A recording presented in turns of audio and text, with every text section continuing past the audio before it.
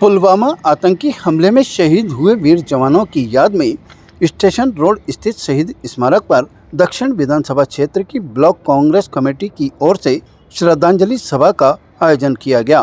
कांग्रेस विधानसभा प्रत्याशी द्रौपदी कोली, प्रदेश सचिव कैलाश जालीवाल के नेतृत्व में शहीदों को नमन किया गया। अवसर पर कांग्रेसियों ने स्टेशन रोड स्थित शहीद स्मारक पर पुष्पांजलि अर्पित की और उनके बलिदान को याद किया गया।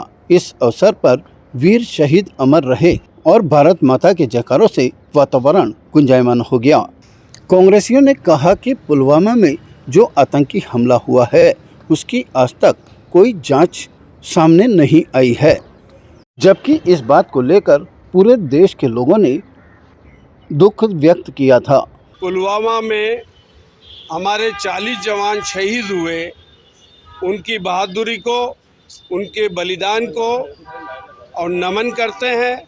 और आज इसी रूप में हम यहाँ सभी कांग्रेस जन पहुँचे हैं, उन्हें श्रद्धांजलि अर्पित की है।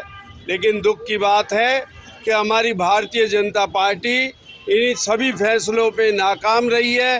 इतनी शक्ति के बाद, इतनी जांच पड़ताल के बाद वहाँ एरिया में जहाँ हमारे 40 जवान शहीद हुए, वहाँ कैसे तो ये 300 किलो आरडीएक्स वहाँ पहुँच गया।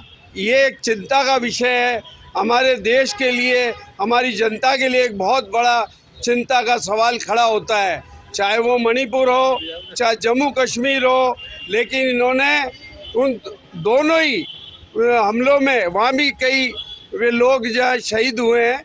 तो आज हम इसको शहीद दिवस के रूप में मनाने के लिए आए हैं, उनको नमन किया। आज 14 फरवरी 2019 में पुलवामा में जो हुआ उसमें हमारे देश के जवान शहीद हुए। 340 आरडीएक्स की जो ट्रक थे, पता नहीं कहाँ से आए, कैसे आए, कुछ पता ही नहीं है। जबकि मैं खुद जाकर वो पुलवामा में देख के आई हूँ। वहाँ एक चिड़ी भी अगर परिंदा मारती है तो वहाँ पर पता लग जाता, लेकिन इतना बड़ा आरडीएक्स आ गया और पता ही नहीं लगा सुरक्षा कर्मियों को और हमारे देश की उसको।